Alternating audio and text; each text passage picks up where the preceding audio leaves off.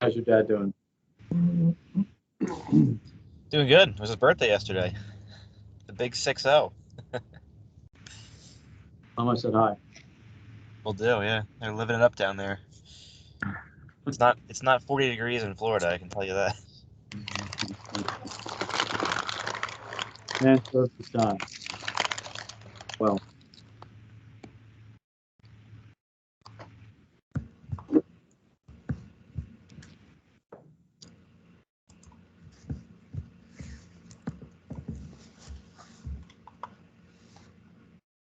So Lyle's phone went straight to message. I know he's planning to be here.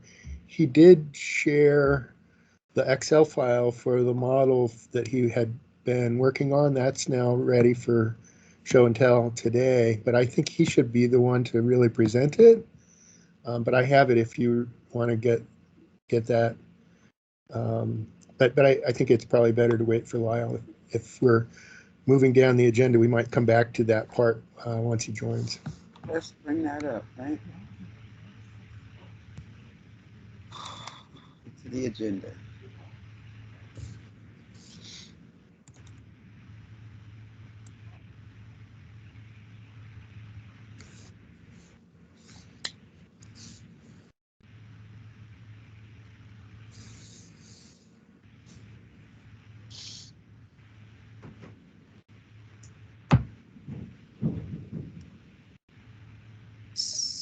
Oh, Chris, here's Chris.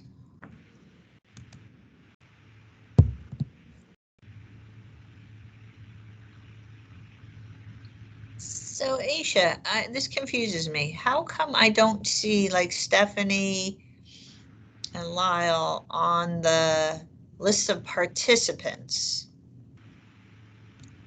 Let me look at it. I have to go back and look. On the right-hand side here, Karen, where...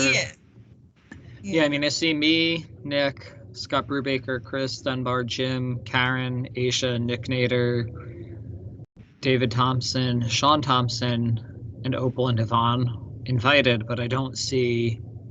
Oh, you mean on the invite? Yeah, I don't see Stephanie or Lyle on the list even. Yeah, usually if they're invited. To me, the list, the participants, what are we looking at? Oh, but then if you click on the meeting though in Teams, it has Stephanie on that she accepted. So weird.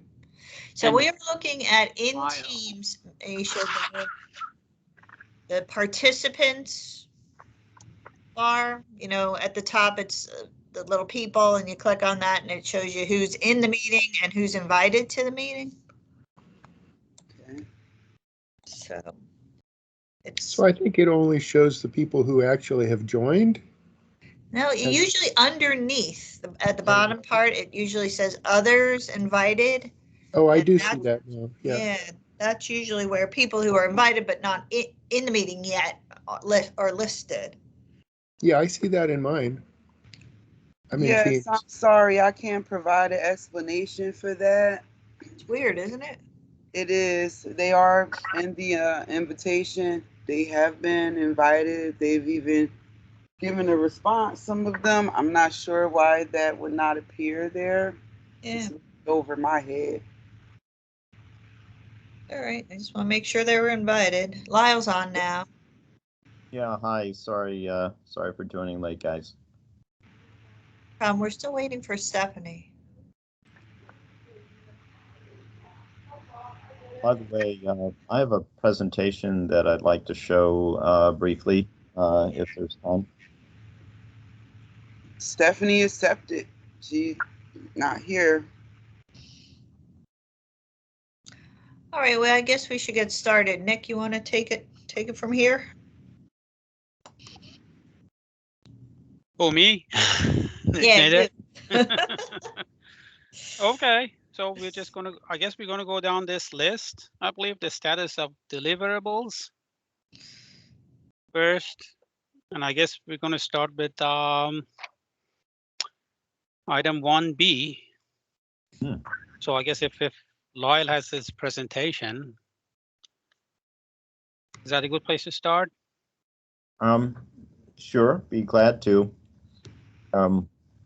Besides the presentation and this particular topic, I think it might be later in the outline, but I've been having some conversations about this with the Mid-Atlantic Solar and Storage Industry Association, with the other companies. There are about 50 member companies, getting some feedback on what they feel would be common sense solutions to the issue, and then also with a national group, actually North America wide, called the Amicus Cooperative, which is 65 leading companies around North America, same topic. So if there's room for that, I'd love to provide some feedback on those conversations. So let me see if I can share my screen. Go ahead, you should be able to. Let me stop sharing. There you go. See the little square box with the arrow on the top next to the leave button? Request control. I'm not as used to, here we go. Right, got it. I'm seeing the option to share my entire screen, but not just the specific app. You don't have an option for window? Okay.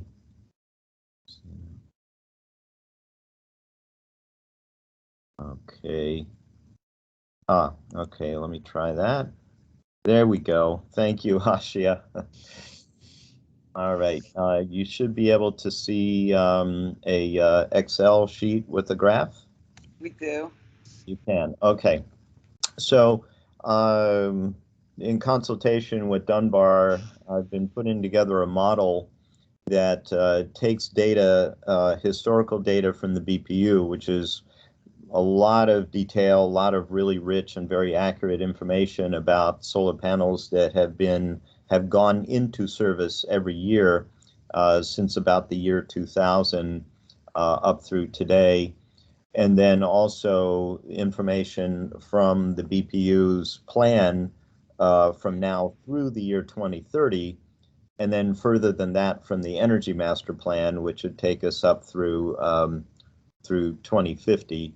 I didn't take it as far as that. It just took it, I believe, out through the year 2040 in terms of a projection. But this is a prediction of the amount of solar panels coming to the end of life for each year during that period.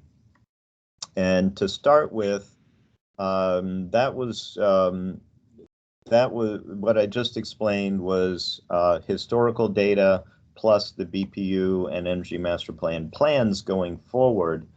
But there's another part of it that's kind of guesswork, and that is how soon will a particular project start to throw off modules at end of life, and by what quantities for any particular project or installation.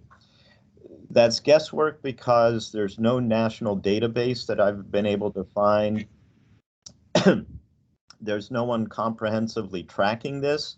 So I had to go based on my own company's actual experience and just anecdotal evidence from other folks in the industry to come up with this graph, which is a forward-looking estimate of, for any particular solar project, what are sort of averaged over the whole cohort of projects in the state, what's the likely number of modules reaching end of life for every year of the facility from its first year to up through 35 years from the time it's installed. And that's why it's kind of a guess, because a lot of almost all the facilities aren't even that old yet. And the years of experience we have, the data is not tracked. So consider this, as a very rough estimate. But what you can see in this is that in the early part, I don't know if you can see my cursor. But in the first 10, 15 years, very, very small percentages of modules would reach end of life, and these would be defective ones that get broken, stuff like that. You can see 3 spikes where larger percentages of modules in a particular year are likely to get reach end of life, and that's because most of the commercial projects and many of the residential projects are PPA contracts, and so at the end of a contract, the owner of the property usually has the option to make the solar panel owner, which is a third party, remove them from the site. And so they don't have to. So at the end of a particular contract period, they may have options to renew at 5-year intervals. And the most common term for one of these PPA contracts is 20 years. But schools and local government buildings are limited by law to 15 years. And sometimes you would get projects with 25-year contract terms. And that's why you see those spikes at 15 years, 20 years. At 25 years, are certain percentage of modules would come to the end of their contract in those periods. And then, of course, you start to get modules that are aging out later, like starting year 25 to 35. You see the bulk of the modules that come to end of life really start in the mid 20 years of life up through 35 years of life. And by 35 years of life, we just arbitrarily said essentially 100% of the modules would reach end of life by then. It may be because the modules have just worn out over that period of time and are producing much less, or facilities have decided to repower with more efficient, newer modules. Or like if it's on a rooftop, the roof itself may have reached the end of its life and you have to remove the modules in order to replace the roof. So the bulk of that of the modules we're assuming will reach the end of life in that mid-20s to 35-year life. So that's assumptions that underlie. So Lyle, let me interrupt and say something more about the PPA spikes. Yeah. Those don't indicate that the modules are failing, but that a user, an owner might decide they might have efficiency, envy, and want to repower with a new contract. And so they might trade in on a better model, but still those would go to the landfill. So that's why those 3 spikes need to be there. That's a good point. Thanks, Dunbar. Yeah, and also these spikes at the end of the PPA contracts, owners may choose to force the removal of the modules because they want a new roof. You know, they may be getting leaks, or the roof might be getting old and decrepit, that sort of thing, or have another use for the property. So these are assumptions that, and Dunbar had a lot of input on that. We've tweaked these, but they're nothing magical. And then this combines with the historical BPU data and the BPU plans going forward to produce these. And these are the predictions of the actual flow of waste from next year forward, looking all the way through the year 2040, and showing how the volume of waste per year grows over time. Because the amount of solar panels in use, the fleet around the state is growing during that time. So more and more older facilities are reaching end of life because of the total number of solar in the state growing. And the model is expressed in 4 different measures. It's by weight, which would be tons per year, by volume, which would be cubic feet. Cubic yards of waste volume per year, and then also by number of modules and by megawatts. So this one is showing by weight, And I'll also show by volume, which is going to look pretty similar. And in terms of the specific numbers, I don't know if folks are more interested in tons or cubic yards, but in cubic yards, it's starting from a relatively low point. Just the very first modules to be installed way back in the year 2000 would be starting to age out by next year. Anecdotally, I would say that these early projections might be a little bit high, but it's showing something close to 2,000 cubic yards per year. So that's I think that's around 6 cubic yards per day. Let's see. Yeah, it's around between 5 and 6 cubic yards per day in the early years, and then that's growing up to from 1,800 or so cubic yards through 2040, when you're looking at more like 17,000 cubic yards per year. If you'd like to see that in tons, so it's starting out around 2,500 or to 3,000 tons per year in 2022, and that's growing to about 26,000, no, more like 29,000 tons per year in the year 2040. So it's an issue that's starting small, but it's certainly not nothing, even in the early years. And Lyle?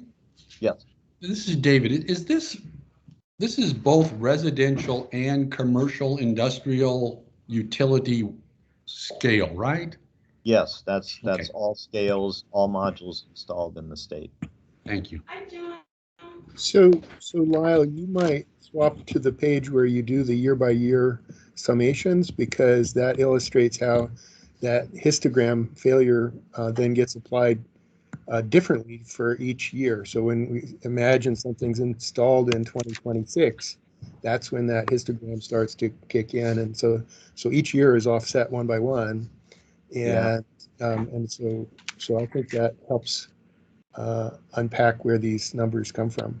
Okay, let me see if I can find that. It might be the first page. I'm not sure. Yeah, I've forgotten where I put that. Oh, this is it. Yeah, so this is just, I'm going to expand this as well, if I can. It shows that in any particular year, and this is a big chart, but it's starting with what was installed in the year 2000, where my cursor is. Percentages of that are really small numbers. So, but they're already getting pretty old by next year. So you can see that these are pretty small numbers, just because there aren't many solar panels that were installed in that year. And the same thing happens for each year. And you can see that after 2021, then starting in 2022, these are brand new modules, so very small amounts are coming to end of life, and then 2022, 2024, etc. So you're stepping down all the way through year 2040. Within the future years, the flows only get started in the year after they're installed, and that's why you see it kind of coming down on the slope there. So that's kind of a peek into the detailed numbers. So essentially, what shows in the graphs for volume and weight and module count are the summations at the bottom of each of those columns. Summary along here at the bottom. Yeah. And this also shows that we have specific numbers of installs that come out of the different programs. The first program was called the Core REAP program that ended in 2011. Then the SREC program, which just ended, so that's just ending this year. The TREC program, which was a transition program, is just occupies a few years.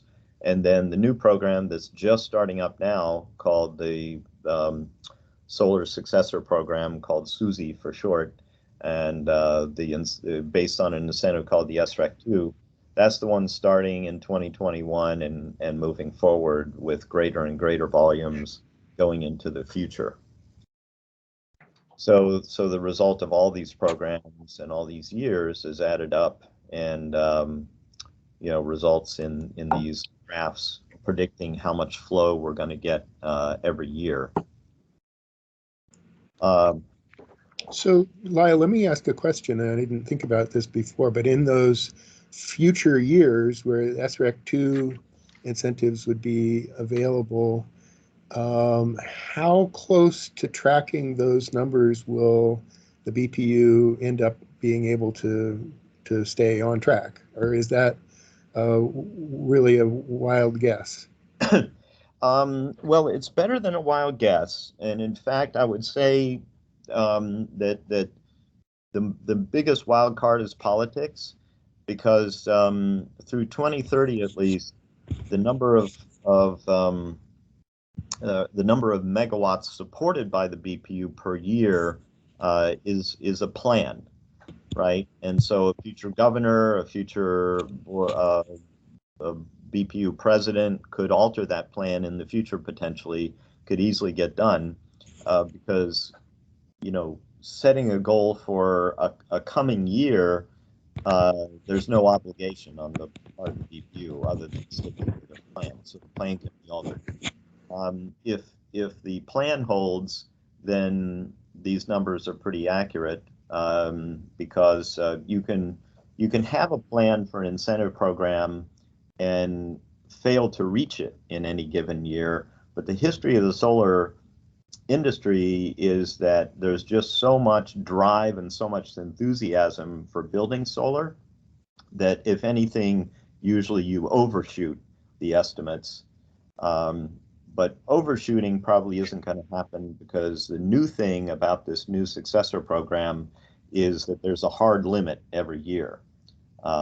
Before it was open enrollment, you could build as much solar as people wanted to build. That's no longer the case. We're limiting solar each year to the amount supported by this incentive. So for the amounts that are planned, at least in the current plan, then you think the industry and the real estate are available to reach those limits in the next few years without problems. Okay, cool. I think another open question is, are we going to start to run out of space? And we're talking about such a massive build out of renewable energy, both solar and wind, that there is a realistic possibility they'll run out of rooftops and ground space, because New Jersey is just such a crowded state. So it is possible that we could underachieve, probably not in the next 10 years, but after that. Hold on a second. You'll have to go down the hall, see if you can find anybody. Sorry about that. It was just a delivery coming in. Yeah. So, it is showing substantial volumes of waste. I think if you're a landfill operator, you think in terms of cubic yards. So I'm showing again the cubic yard amounts, but if you compared it with something like municipal solid waste, I think this would look very, very small. But still, if you're getting 10 years from now into the 8,000 cubic yard per year territory, that's pretty substantial. And seeking guidance, if you'd like to talk about some of the feedback, how did you do that now? A later point in the meeting. Okay, thank you. Any comments, questions on this, or?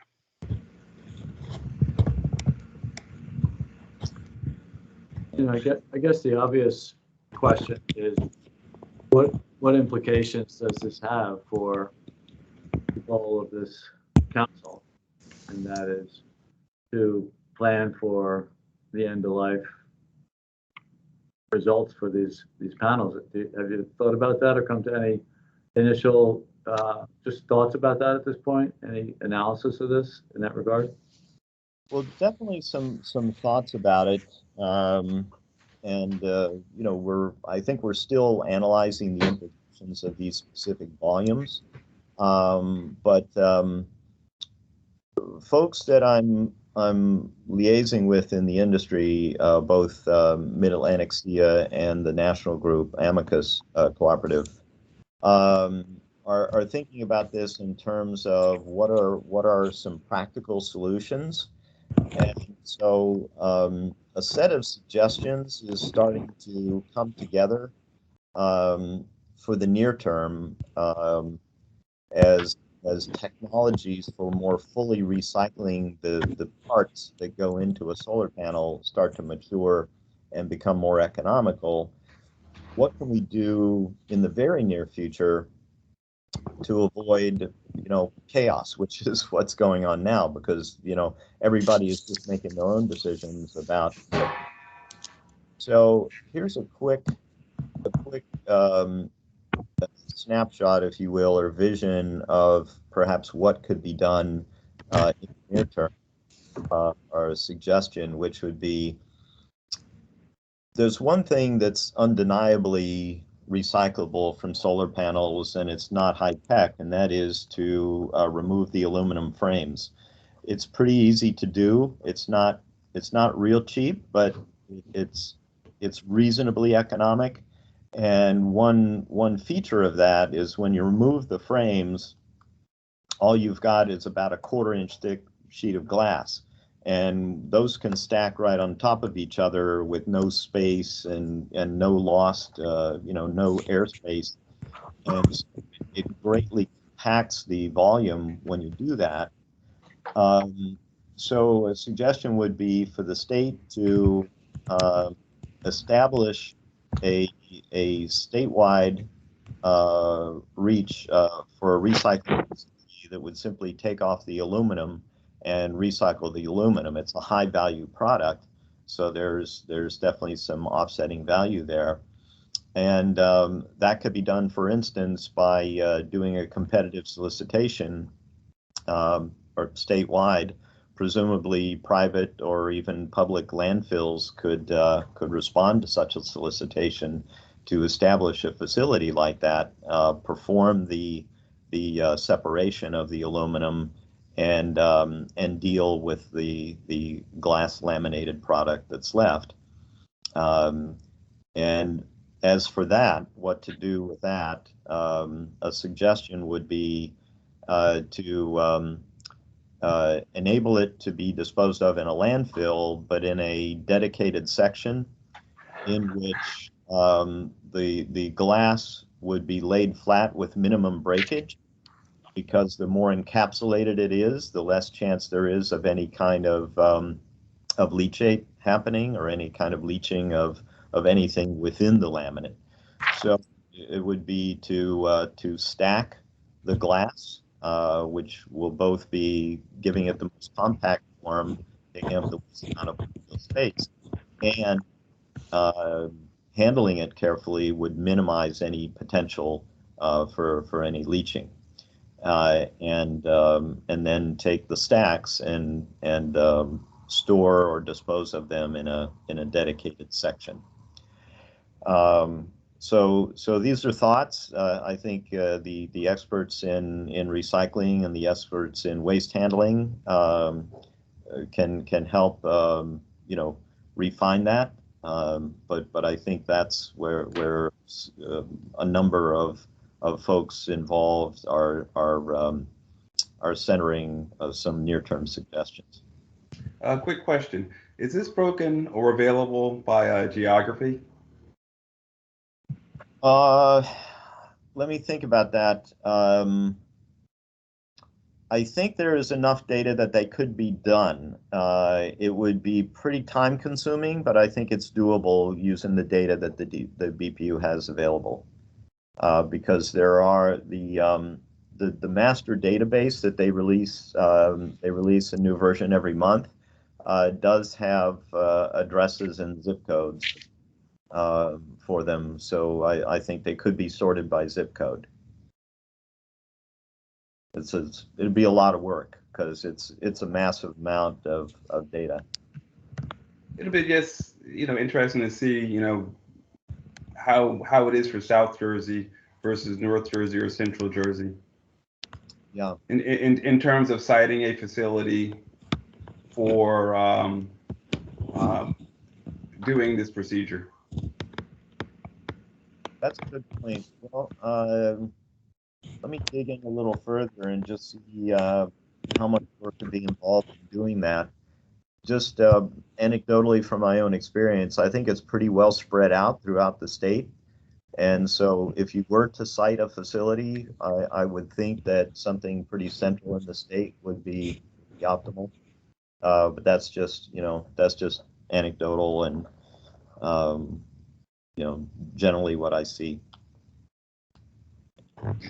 With regard to specialized areas at like landfills and things like that, you might want to pull Nick in on that, because how does that impact the enforcing the compliance on it? Like, how do we know that they're doing it the right way? Is in a specialized area, like, how is that going to impact the operations to compliance and enforcement with regards to specialized storage spaces for that kind of material? And speaking of that, one other suggestion was, once a facility like that can be established, or it could be more than one, somebody would want to, I think, to look at these flows and match them up with, can a single landfill handle it, or would you want to have a north, a south, and a central one? But once established, I think the industry would be willing to say, make it mandatory, that when a facility is being decommissioned, or even broken or failed modules are being decommissioned, that they are required to send them to these special facilities. And then in terms of monitoring the facility itself, if it's landfills, they're already pretty closely monitored by the DEP. So I would think that checking on them would be not too onerous. But it wouldn't be my job, so I'm probably not the right one to render an opinion. But inspections do happen at landfills, and so this could just be an item added to the list of things to inspect. But it'd be a pretty simple thing. I mean, they're just removing aluminum, and if they're doing that, they're not going to throw away the aluminum because it's valuable. It's a good income stream. So I think the that was going to lead me to my question. Yeah. So a lot of time what we talk about is that it's really, really expensive and it's hard to disassemble and all this.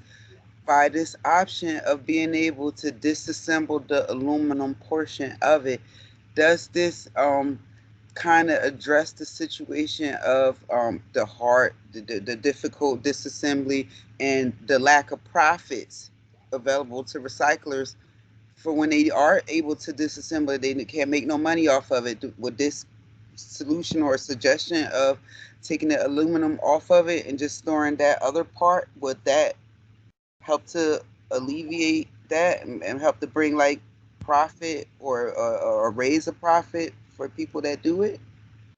Well, we could say raise the profit or decrease the cost of disposal. Yes. Yes. I think it would do that, but I think we have on the commission people in the business. I would think that because you're doing a relatively inexpensive operation and producing a pretty valuable product, that this would be one of the least cost ways of handling the problem. But the guys give you a better answer than me. One question. I think we still have to overcome the determination of how we're characterizing that panel as waste, right? So from the standpoint of hazardous waste versus non-hazardous waste, that's still a big question out there that probably impacts some of that. But I do agree with you that integrated aluminum panel is one of the more difficult aspects of the demanufacturing process. Even some of the vendors I speak with that are very interested in getting into recycling, hopefully once we get some regulatory changes that makes it easier for them, that is one of the dilemmas they have. They've explained to me that the process is, the term they use is just messy. In order to use the existing equipment they have from other demanufacturing processes to adapt it to that. So it will take some retooling of their equipment that I guess in a sense they're not really willing to spend the dollars to invest in right now until there's some more incentive to do so, where they see the outcome.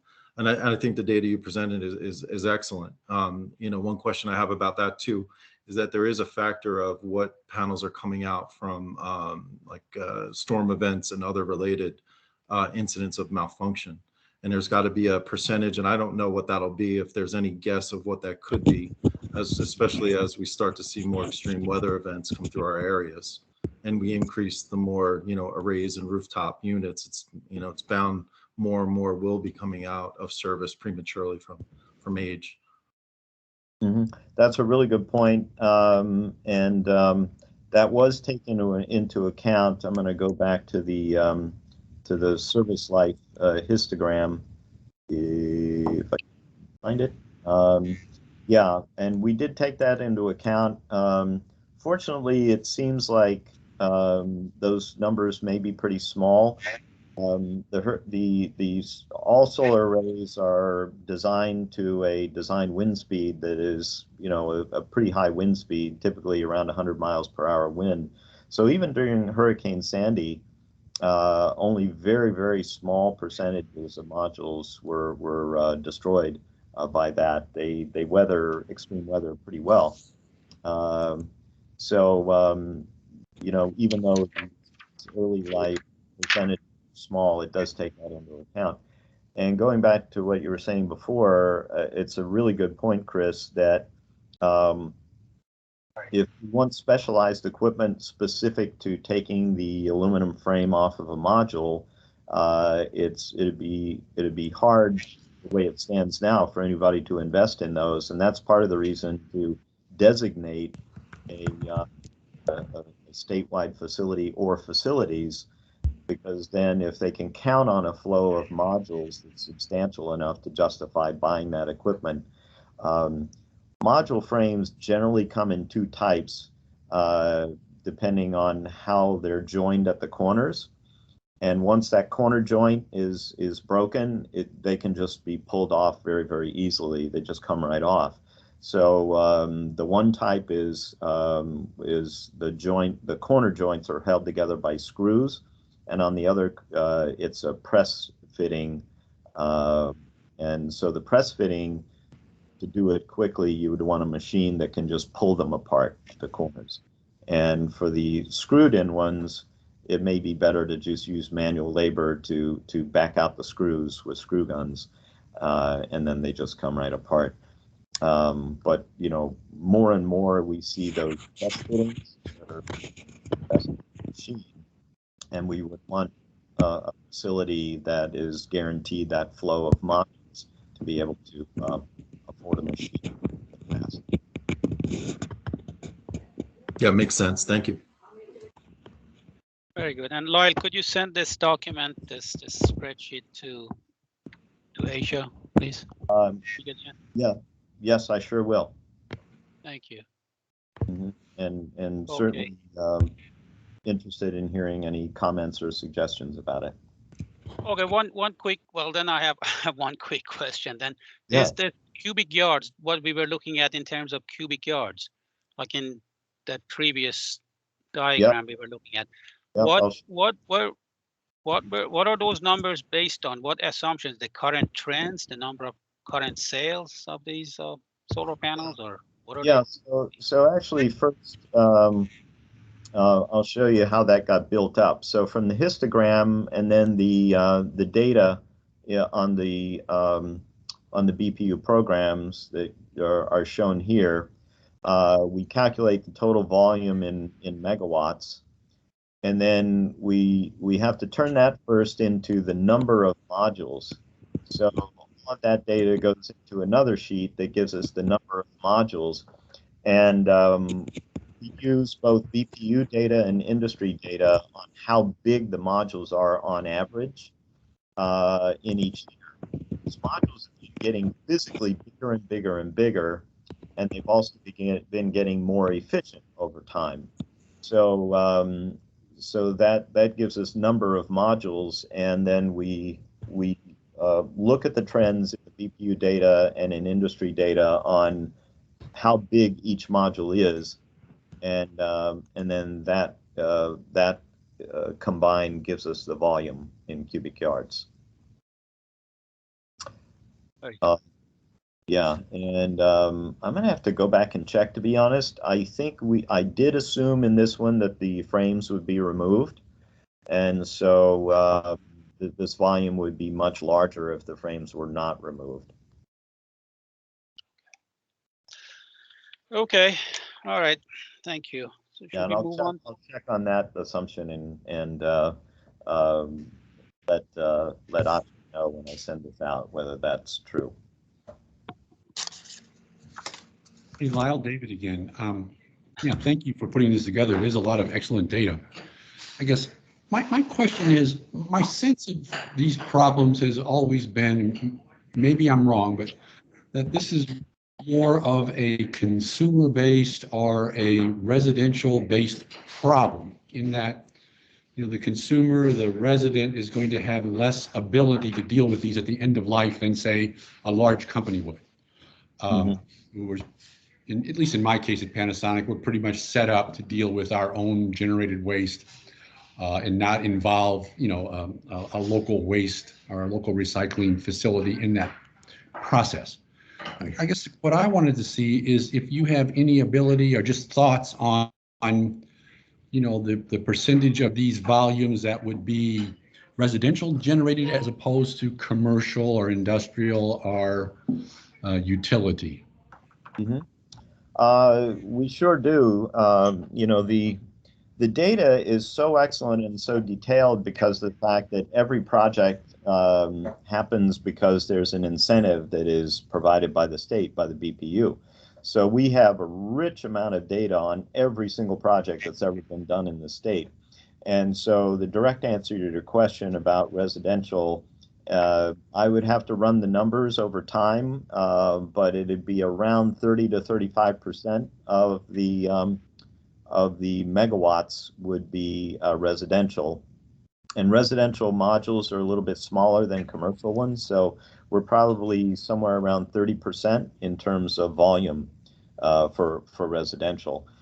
And you're bringing up a good point that the residential, you know, tracking it and enforcing a requirement that it be disposed of at this designated facility is going to be challenging for the residential sector, because there's already about 140,000 of these homes that have solar on them. But the good news is that the BPU has this database that has the name and address, and I don't know if they have phone numbers, but anyway, name and address for every single one of those, so they could do a mass mailing and say, you know, Mr. Homeowner or Mrs. Homeowner, you are required when your modules reach end of life to dispose of them in this designated facility. And I would imagine that you know, there are likely to be some ancillary businesses that would crop up that would go around and haul them away for you to that facility. But, you know, we can reach people. Whether we can enforce to 140,000 homes, that's another question. You raised an interesting, I guess, point here. So if the contract expires, the homeowner, if there are any issues, who do they contact? Well, don't really know the answer to that question, to be honest with you. I mean, you know, this is new enough that there isn't a whole lot of that has happened yet.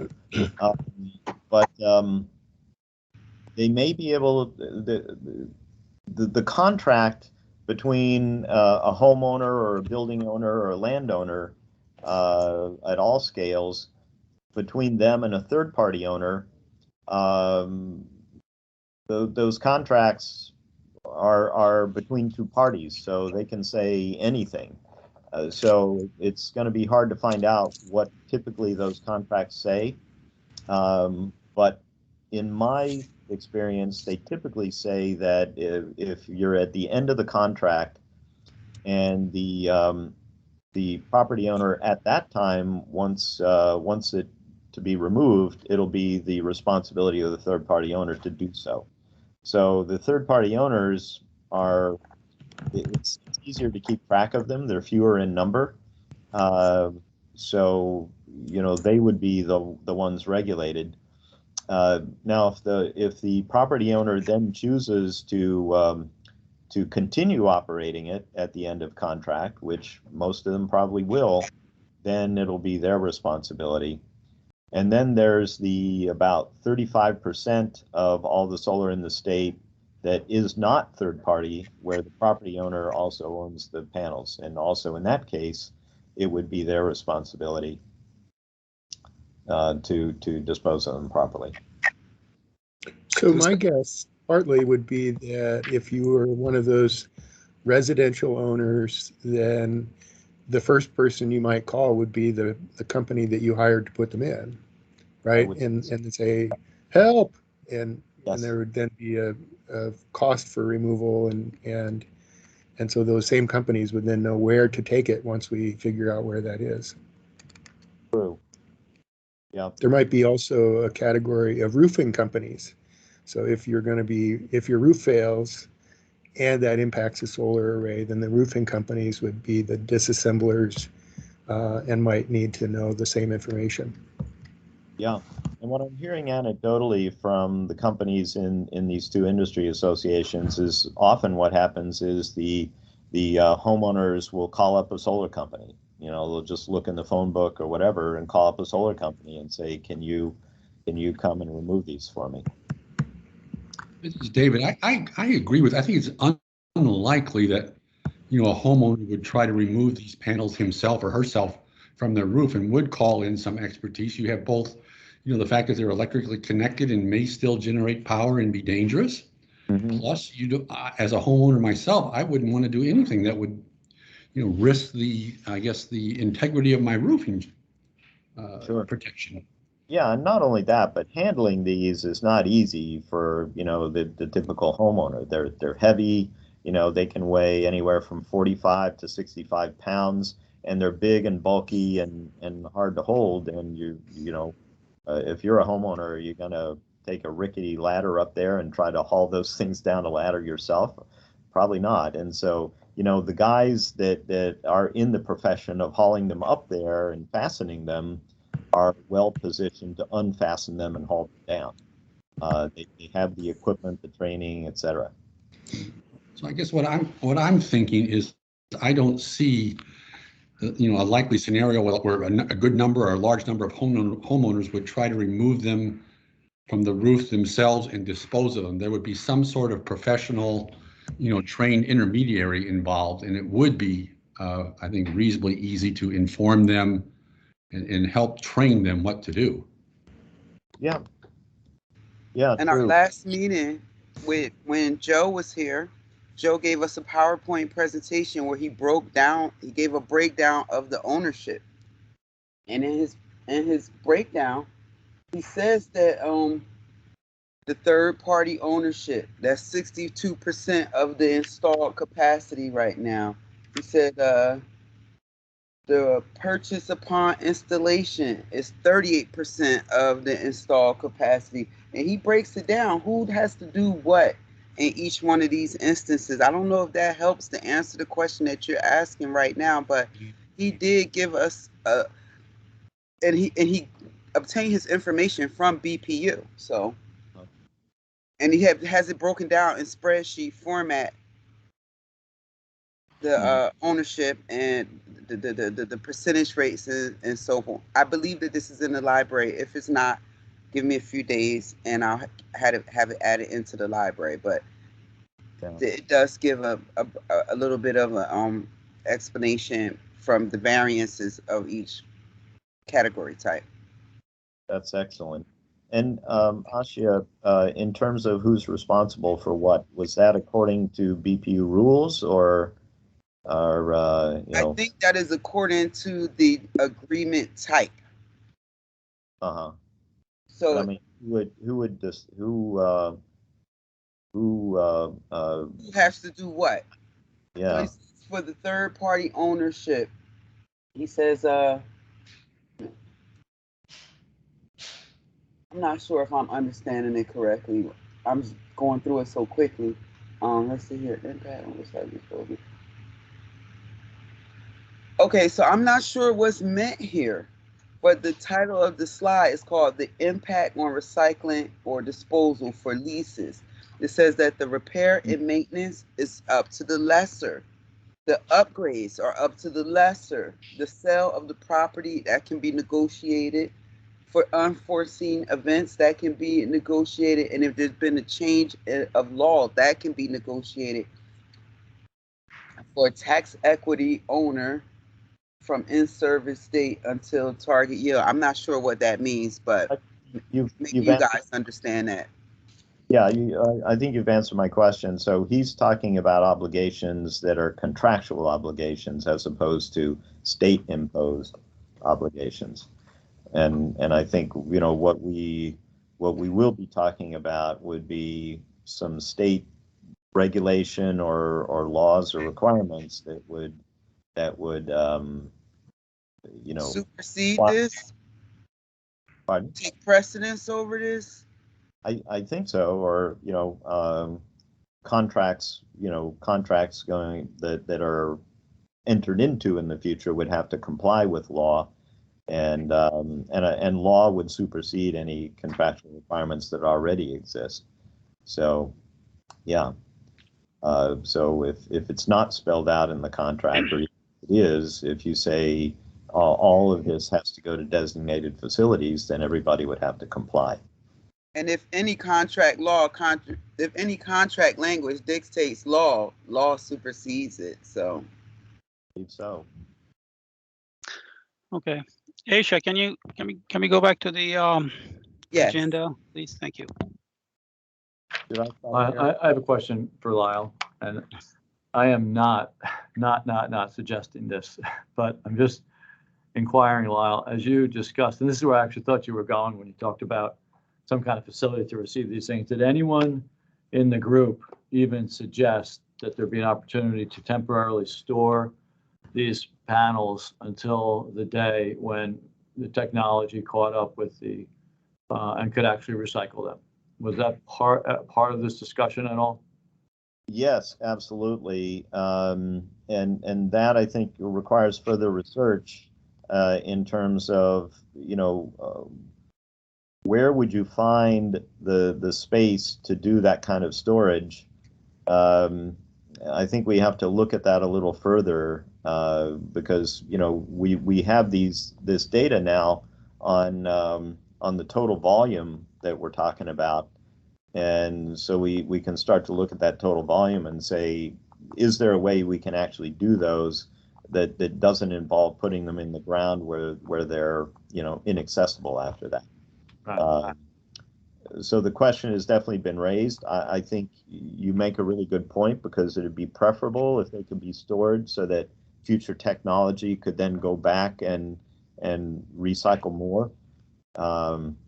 So we got to look at the practicality of doing that. I would agree that it's preferable. If you had a million tons of these things in one place, somebody's got a supply worthy of potentially investing in the technology to do something with it. It's all right there. I mean, set up shop right where the panels are. Again, I'm not suggesting this, but it's. Yeah, and I could imagine, you know, maybe a law that somebody like Senator Smith might do that would say, okay, we're going to require going to this designated facility or facilities, We're going to start with removing the aluminum and storing them in the most compact and safest fashion possible. Maybe we'll find that we could store them, like you were saying, and state, the state shall undertake a study of, how better technology will be incorporated in the future and provide a pathway toward getting there. Yeah, and Scott, I'm not against this either. I said, as before, one thing we'd have to just be cautious of is RCRA, right? How do we get around, whether we're calling these hazardous waste or non-hazardous waste? So, and I know the jury's still out on that discussion, but for the most part, our conservative approach and some of the data we have and some of the manufacturer information suggests that many of the panels could be hazardous. Yeah, and I think that needs to be data driven. It would be a surprise to those in the solar industry if they were to be considered hazardous, because of the fact that normally they are so well encapsulated. It's very, very difficult for anything to get out of this module, and especially if we could establish a system where they're not ground up or crushed, but rather, preserved to the extent possible and laid flat. That could absolutely minimize any potential for leachate.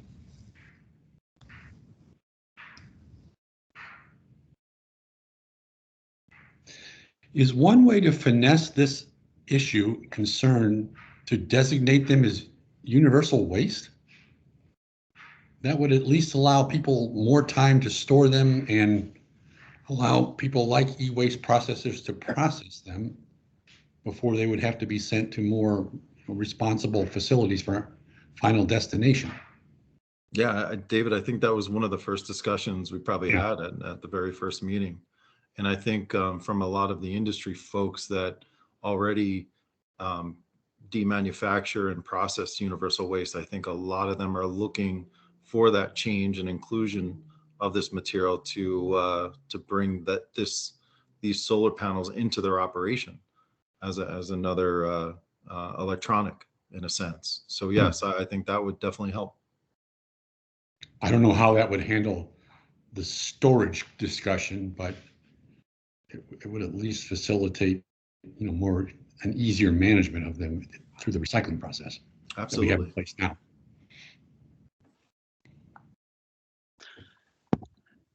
Okay. Aisha, can you scroll down to item F? Yes. 1F, thank you.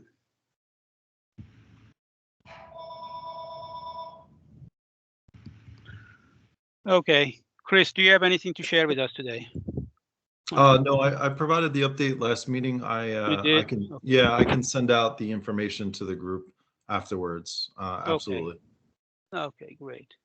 And I did come across, and I I'll apologize now if I'm talking out of turn if this was already transmitted, but I did come across another document, another report that is essentially looking at doing a similar effort that we're looking at now, which I can share with the group after the meeting as well. It was just done in March, and it was done by the let me get the name of the organization right, the National Renewable Energy Laboratory, in cooperation with the Electric Power Research Institute. And they're essentially looking at the same exact thing we're looking at. It includes a lot of summaries of other state laws. It includes also a write-up of what we are doing in New Jersey. So I will send this link out to the group for review. Okay, so we should expect a couple of documents from you then. Okay. Correct. Yep. Documents from you. All right. Moving on. Item H, Mr. Thompson, Dave Thompson. Are we doing Sean or Dave? Sean or Dave? Number H, Dave Thompson, I guess. Yeah, so I had requested Evelyn Butler at CIAP to put something together on this issue, end-of-life solar panel management in the EU in Japan.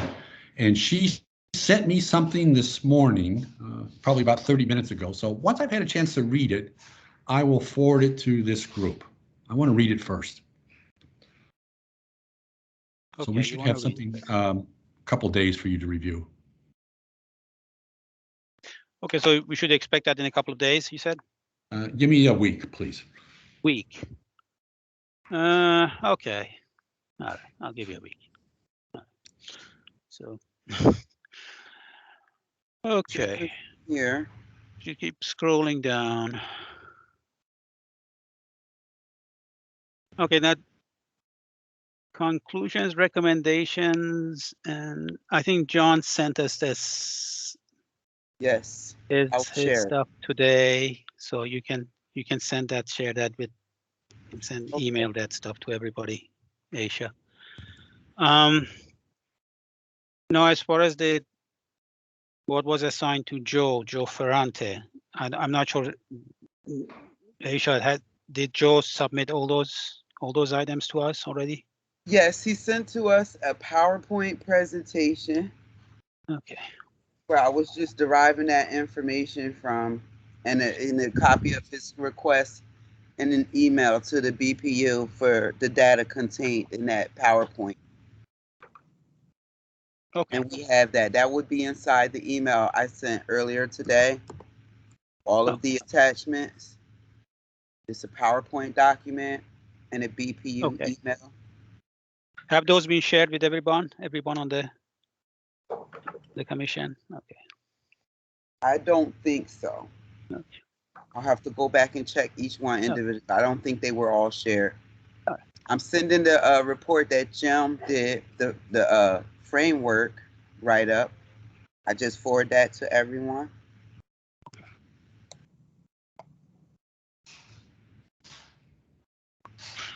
I will forward Joe's document as well.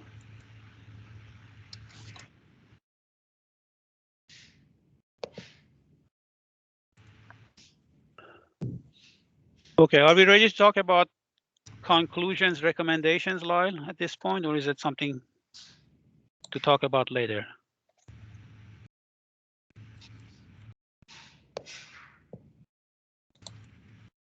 Sorry, took me a second to come off mute. You know, I think it may be time to start talking about that, and I think we sort of have been doing so on this call. So I would think that DEP should lead in terms of how to structure our decision making around recommendations. You know, we've got a lot of ideas that have been put out by the solar industry and the recycling industry and other members of the commission. I suppose that there needs to be a decision-making process on where we land on these recommendations. So I don't know who should lead that decision-making process, but I would suspect DEP. Correct, I think, yes. I mean, So I it would be looks like glad Jim to, has his hand up. I'm not sure what the. yeah, Hand up. I'm glad to get the ball rolling with kind of an outline and put it out there just as a starting point. Yeah, you got to start somewhere. And, you know, if there's maybe some other people that could collaborate on starting that framework. Okay, does everybody have some sort of recommendations they could submit to us, or at this point, or? I mean, I know Jim already sent his recommendations. Like you were talking about depots and collection centers, whatever. I think I only read it briefly. I think Jim has his hand up too. Yeah, he was just talking. He was just speaking. Jim. Yeah, but I can Wait a minute, guys. certainly send in the recommendation. No, I don't think they could hear you, Jim. I'm going to bring you a little closer. He's on the phone. He's trying to tell you. Hold on, guys. Here he's coming. Go ahead, Jim.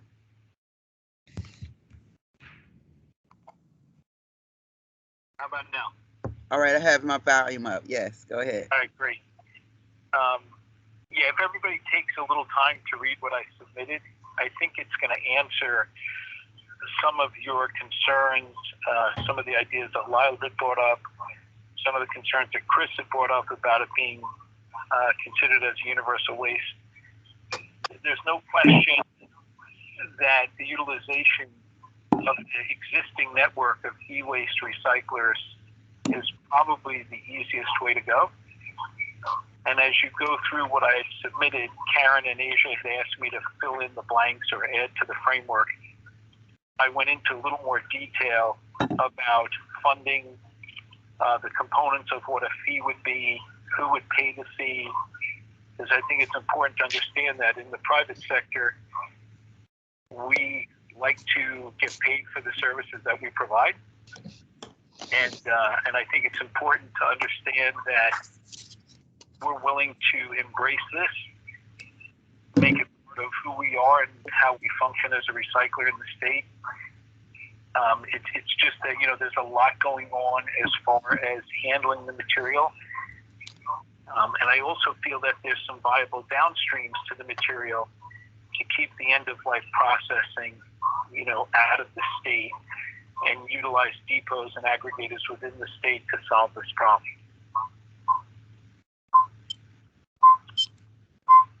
So I look for feedback on what I submitted, and please, anybody can email direct me with any questions. Thank you. Thank you. Okay, great. So I was thinking, at the last meeting, that perhaps structuring the conclusions and recommendations in a way that I think Lyle's graph supports is kind of immediate action, short-term action, and long-term action. That seems to go hand in hand with what is projected to be the increase in panels needing recycling in 2025 versus 2040. So I was thinking that something that we could do immediately and is in keeping with, I think, a lot of our previous discussions is to have a rule change to include solar panels as universal waste. And I think that accomplishes a couple of different things. A, we can do it quickly.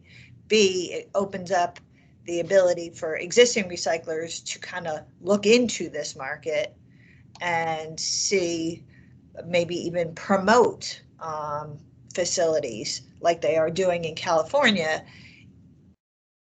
And it's not financially viable, but at least people are starting to dip their toe in the water to evaluate different processes because it isn't managed as hazardous waste. So I'm thinking maybe that could be an immediate action. And then these other shorter term solutions may follow, may go hand in hand, may develop from something that we think about more immediately.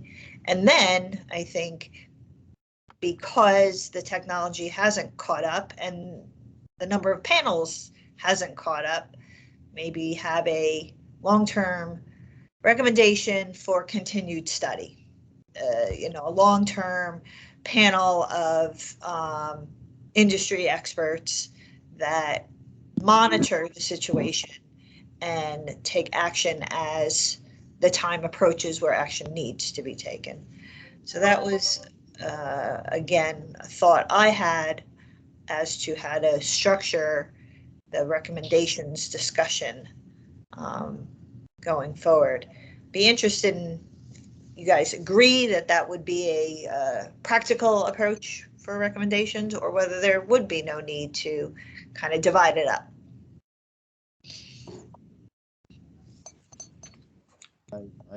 I think it is a recommendation, but that'd be my my first reaction. Yeah, Karen, I agree. I think there's a great need for some short-term solutions as longer-term are worked through. And I can tell you just selfishly from a utility standpoint, we generate 100 or so panels a month that are going out as waste, and we're disposing of haz waste. So from our standpoint, I'm sure other utilities are doing something similar, where they have those arrays and so forth. That we install a lot on utility poles, as I discussed. So it would give us relief, not only from not so much from a cost standpoint, but from a sustainability standpoint as well. We don't take pleasure in disposing of the panels at a haz waste landfill, and we think there's other valuable ways to do that and not take up space for other truly hazardous waste that should be dedicated to those types of facilities. And quite frankly, when in New Jersey, e-waste is a universal waste, and that really has paved the way for successful electronic waste recycling in the state. I think without that piece, we wouldn't be recycling nearly as many millions of pounds as we do currently. So if we can capitalize on that kind of model, I think we're not recreating the wheel. We are just using it to pave the way for future action as the number of panels are increase entering the recycling market. Can I just throw in a real quick note? I think the decision making has to have a special case for the cadmium telluride modules. Fortunately, as I presented a while back, the volume of those is quite small, but it's a significant difference in the potential risk from those. Right. And I think we're fortunate that many, if not most, I think actually the majority of them have been installed by PSE&G, and that's good because you've got a highly responsible party who can be counted on to take great care with them. But again, I have feedback from the industry and also my own would be that I would strongly believe that those should be left intact and stored, that they should not be crushed or broken in any way, because those are glass modules that are extremely well encapsulated as long as they're intact. If they get accidentally broken, I still think that even an accidentally broken module should be left as intact as possible. And the ones that are not broken should just be, fortunately, they're also frameless, so we don't have to worry about that.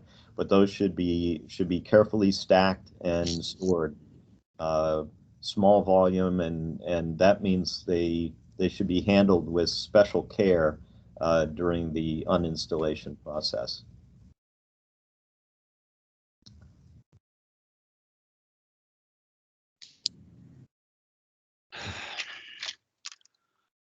Okay, so did we miss anything here? Any of these items here? Item comparison of current approaches, state of North Carolina. S. Thompson, did you have anything to share with us on that, or? Nope, regulations have not been proposed yet. I don't think they're going to meet the deadline or the time frame that's in the bill. And Illinois, as I previously mentioned, the state itself is not considering regulations. Okay. That's simple enough.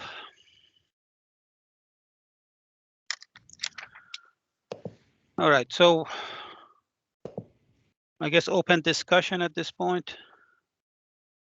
So is this, my understanding is everybody leaning towards classifying these solar panels as universal waste, end of life solar panels? Is that the general consensus here?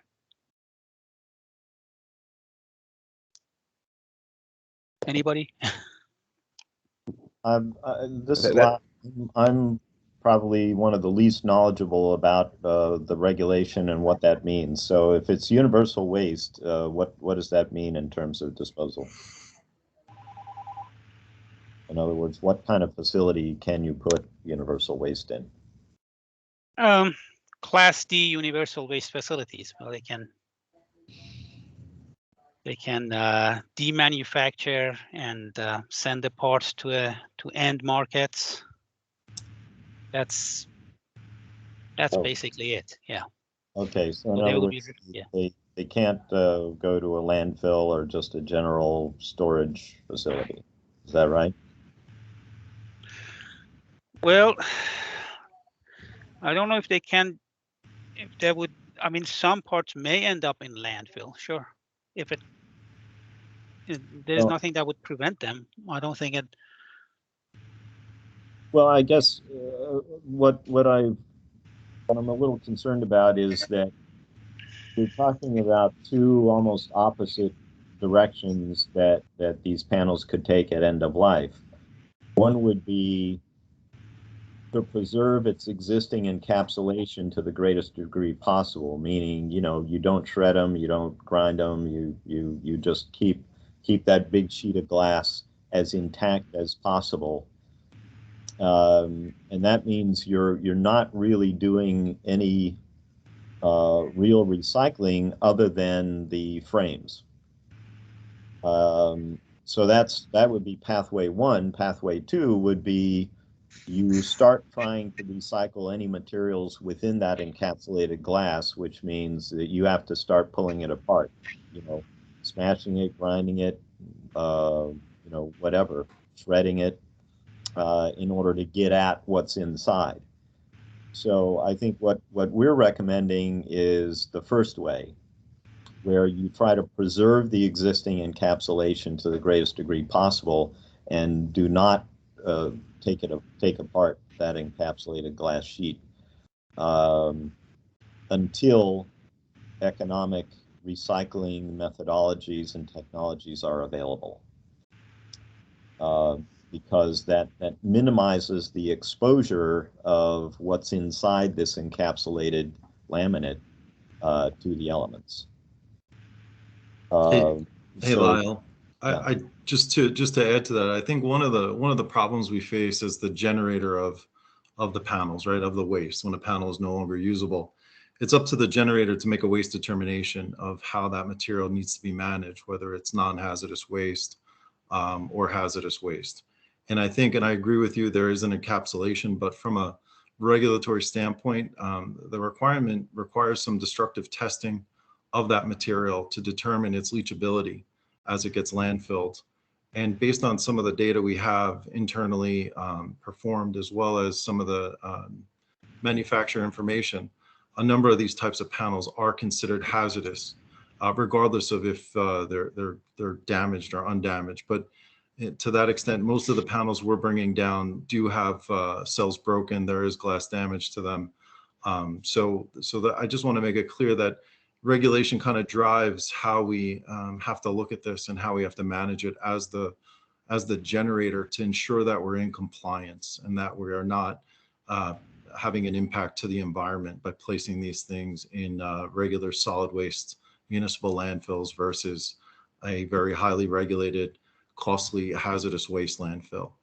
So I just want to make sure that there are some driving rules that we need to just think about. And that's where I think moving towards a universal waste category is still deeming this hazardous waste, but it's in a universal waste category from a state standpoint where it allows the easier handling and recovery and recycling of these materials that we have in there. And so you'll be disposing of hopefully less of that material as hazardous waste than the total amount of product you start with. And Karen and Scott, you know, chime in here. Anyone else from a state standpoint if I misinterpret it? Was that Chris? David, I'd just like to make one comment before the state does. Wouldn't the universal waste rule designation facilitate the removal of the aluminum frames? And then it would be a question of what the DEP would allow for final disposition. Would would the DEP allow for some sort of storage while we wait for the development of technology or some other practical landfill storage, since the leachability is so low?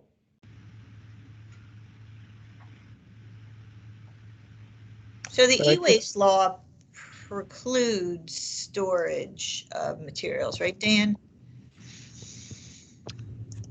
Yeah, for the most part. I mean, I think they can store materials for like within the program here, you know, essentially within a reporting period. And they have to report what's in storage, but beyond that, if you're storing e-waste you can't store it for an extended period of time. And part of that too just comes from like there's been a number of high profile cases. I mean, especially with CRTs, but not only with CRTs, where you've, you know, ended up with multi-million-dollar cleanups because somebody was saying they were recycling e-waste and really just putting it in a bunch of trailers.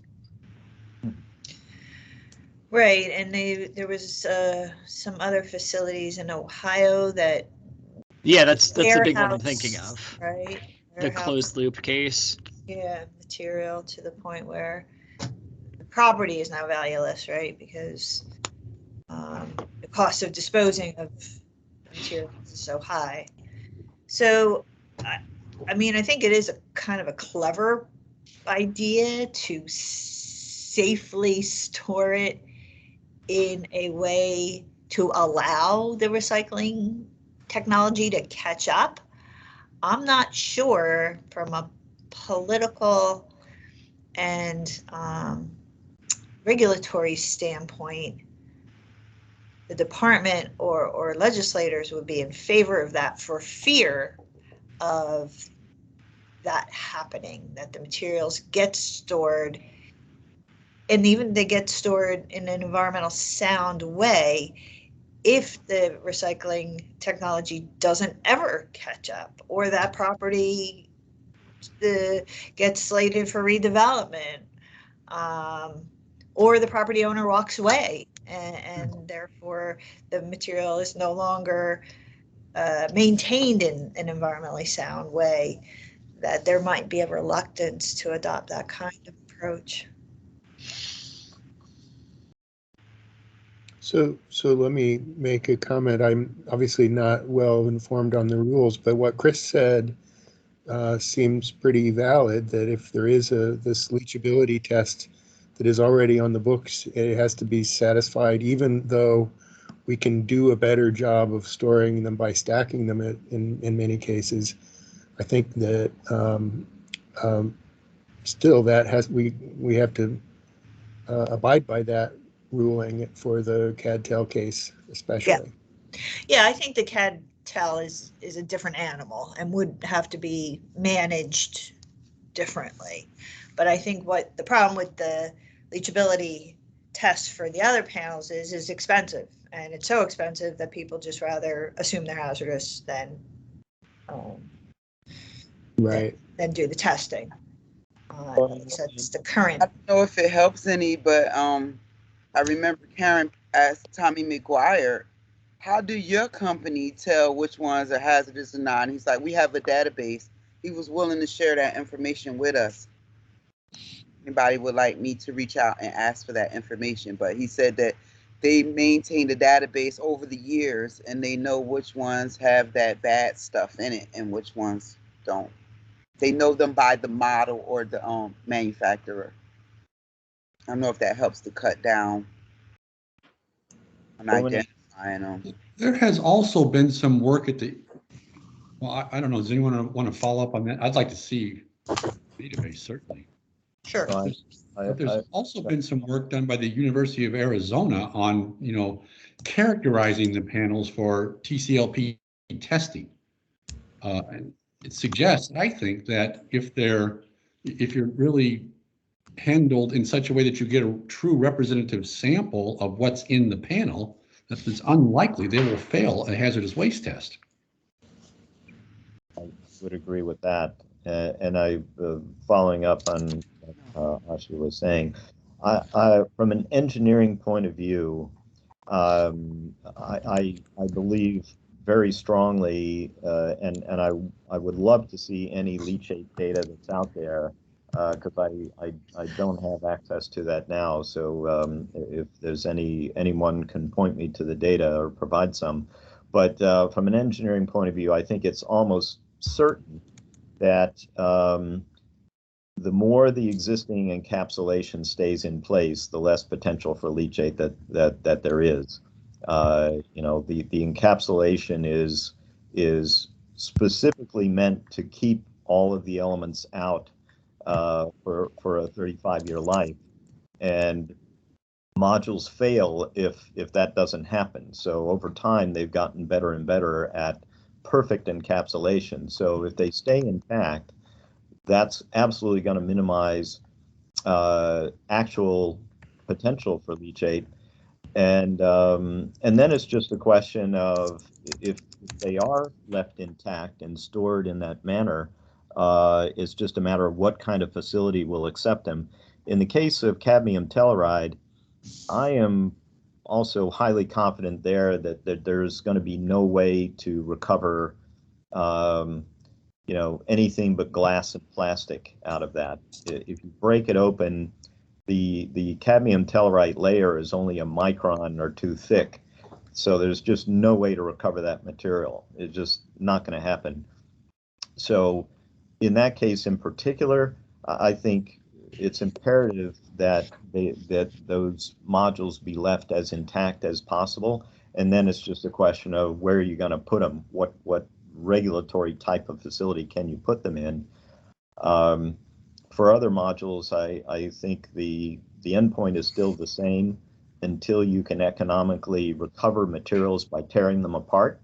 It's best to keep them encapsulated and keep them safely, you know, as is to the extent possible. If they get broken, they're still a sheet because of the encapsulating material, so you can still just lay them out flat, and to the extent that they're intact, they remain intact. While we were talking, I just did a little figuring based on volumes. If you took all the modules that reach end of life, according to our model, over the next 10 years, by the year 2030, and you were able to store them 15 feet deep or 15 feet high, depending on whether it's below ground or above ground, that turns out to be about 1.2 acres. So it's kind of a manageable amount of area that would require if you could stack them that high or bury them that deep. And so, you know, having protection of that amount of area seems like it'd be a doable thing. So I just so that we can have some quantities in mind.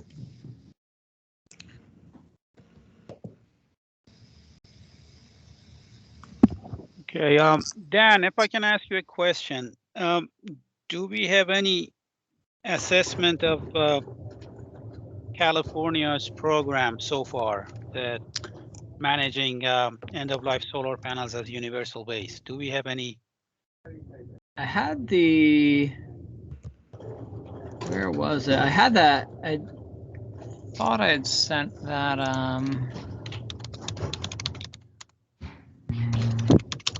that email out to everyone. Hold up a moment. Yeah, so I'd sent out the responses to the emails I had. You know, there's still, I mean, a lot of it boils down to they're still in the first year and things won't be due until February 1st. So, you know, they don't know if anything is going out of state yet. And I had forwarded this to everybody on 9/23, it looks like. You know, they really, you know, they think overall that this has increased their demand for, you know, their wider program has, you know, of like renewable energy has increased the demand for solar panels. But, you know, I really, Okay. You know, it sounds like they just simply do not have enough data yet, is a Yeah. lot of it. It's too soon to tell. Yeah, and so I mean, if everyone wants, I can re-forward this to the whole crew right now, so that way, you know, in case you can't find it. But yeah, I think a lot of it, yeah, just boils down to the fact that a lot of it is too soon, and because there's no way of preventing, you know, the panels from leaving the state. Here, I'm gonna resend this to everybody right now, so that way everybody has it. Okay, there we go. And so yeah. Add, oh, go ahead, sorry. No, so I mean, I think that you know, the thing is, so yeah, so California, you know, that they're treating them as universal waste, but they really just don't have a ton of information yet. I mean, they do have here, sorry, generators can obtain information about the hazardous characteristics by either testing or getting it from the manufacturer. They don't have data on what percentage are hazardous. They must be disposed at hazardous waste facilities. You know, and then also in that they have a link to the final regulation text in their CFR or Code of Regulations, rather, excuse me. So yeah, so they, you know, I think, yeah, basically what it comes down to is a lot of it is just too soon to know a whole lot. Thank you. Sorry, who to question? Dave Thompson, was that you? No, that was not me. Chris. Oh, that was Dunbar. No, that was. Who was that? It was Chris Gouldick. It wasn't so much a question. I just wanted to go back and remind that the legislature, it's what we're working towards, right, is the solar panel recycling bill. And I think one thing we have to keep in mind, I think the ultimate goal of the bill was to try and facilitate recycling of the panels. Now, not to say that has to be the only recommendation. I just wanted to, you know, refresh everybody's memory as to what the goal of the intent of the commission was too. Okay.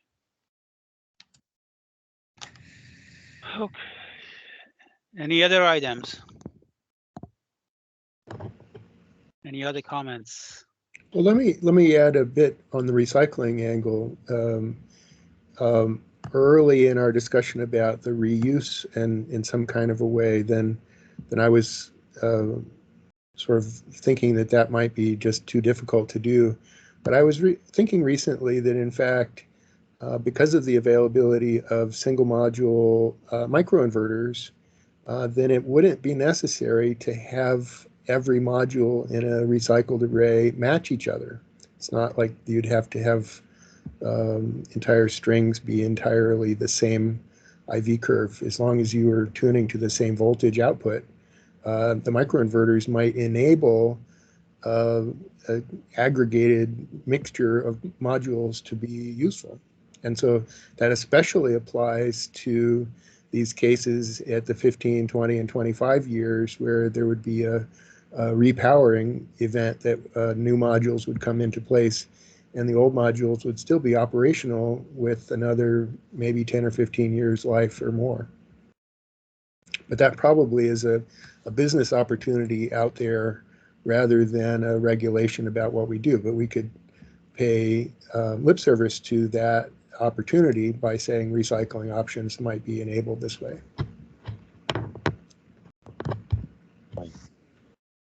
Yeah, I neglected to mention this, but a lot of the feedback that I'm getting is from people who are in the solar industry who are trying to repurpose modules, and you know that's a good thing to encourage. You know, and may play a part in our recommendations about finding a way to encourage repurposing.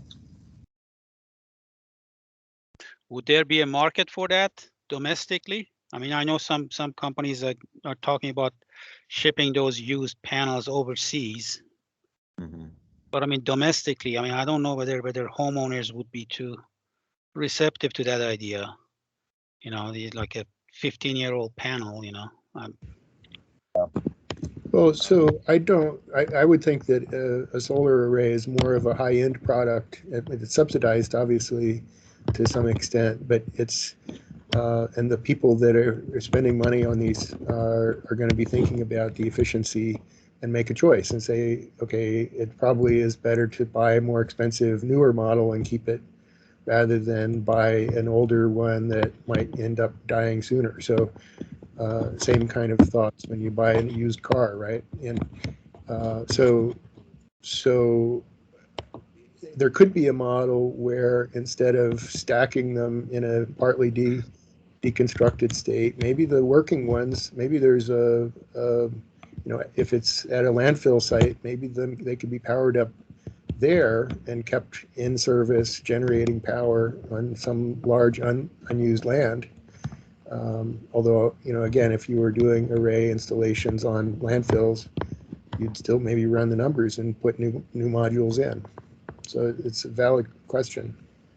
Right, I think we talked a lot about repurposing last time, and I think maybe the commission's role in something like that would be a recommendation for some kind of tax break, tax incentive for people to donate panels to poor countries or developing countries or charities, nonprofits. So I don't know that, right. I think it could be more than just lip service. I think there is recommendations we actually could make that would be meaningful. And again, repurposing is a higher order of recycling than recycling itself. So I think that is absolutely in keeping with the goal and mission of the commission. Also, again, if we're going to break this down into a timeline, perhaps establishing some kind of clearinghouse or tax incentive program that could be a short-term recommendation that comes from the commission to incentivize repurposing of the panels to extend the life. And that pushes the curve that much further out. So, all right, well, I guess we should be mindful of the time. Nick, what do you think the next step should be? And do people want to meet in December? Well, I guess next step would be for us, I guess, DEP to go over all the recommendations and put things together. I think at this point, I don't know whether you would agree to that. I mean, yeah, I think we need to assemble everybody's responsible, the sections that have already been assigned to individuals, and everybody should submit their written products to ASHA. And that's kind of almost like the background, right? That's the framework. And then we move on to the recommendation section. So I'm wondering whether we should establish next meeting as everybody's goal to get their original assignments, drafts in writing to ASHA. And then the following meeting, talk about and maybe capture in writing some of the recommendations and whether they fit in immediate, short-term, long-term, and then assign those sections out to flesh them out. And that way we kind of have a product, very rough draft of the background information. And then from that, we can talk about recommendations, come up with a list, and then flesh those out using the data from the original sections. I like that idea. I think that sounds like a logical progression. So does everybody think that they could have a product to DEP, to ASHA by the middle of next month?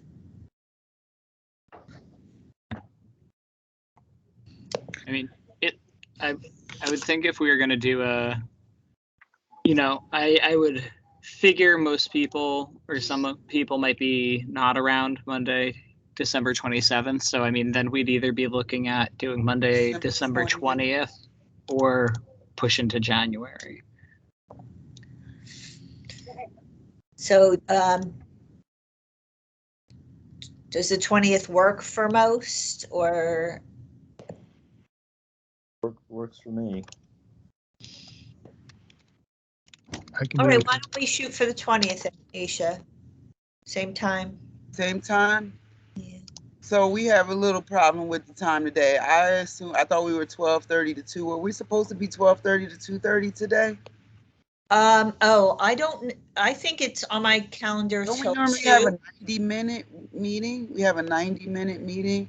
Yeah, So I then- think we're just running over. Yeah, we're running over. We're gonna stay with our same 12:30 start time? Yeah, I think that has worked for everybody.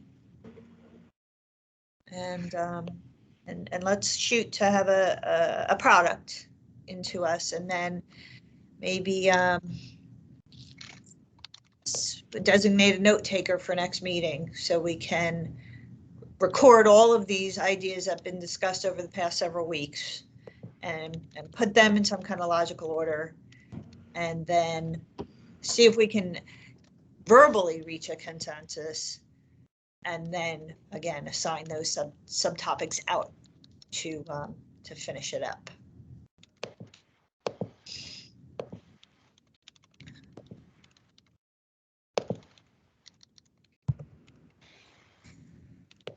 All right, thank you, Nick.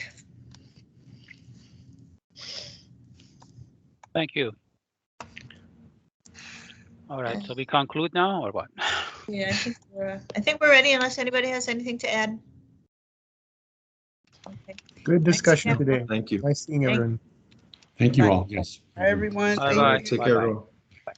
everyone.